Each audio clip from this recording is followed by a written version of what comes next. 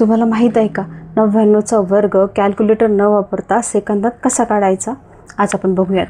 99 100पेक्षा 1 न कमी आहे. त्यांचा फरक किती आहे? 1. 100 वजा 1 फरक आहे त्यांचा 1. तो जो फरक आहे तो आपण 99मधनं वजा करायचा.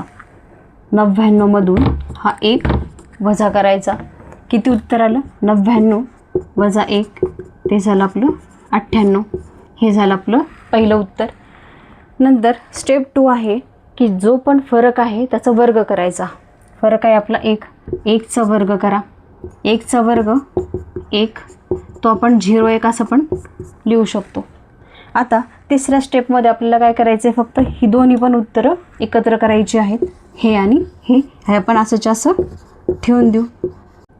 हे झालं आपलं पाहिजे असलेलं उत्तर. 99चा वर्ग 9801.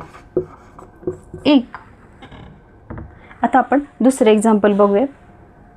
98चा वर्ग करूयात. 98 100पेक्षा 2 न कमी आहे.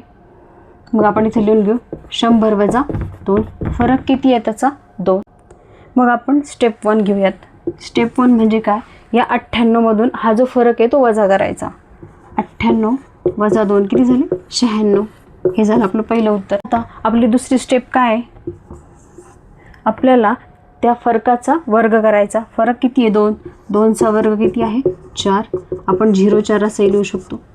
आता शेवटच्या स्टेपमध्ये काय करायचं? फक्त ही 2 उत्तरं आहे ती जॉईन करायची आपल्याला. एकत्र लिहायची 04. हे झालं आपलं शेवटचं फायनल उत्तर. 98चा वर्ग बरोबर 9604. आता हे तुमच्यासाठी 97चा वर्ग काढा आणि मला ॲन्सर कमेंट करा.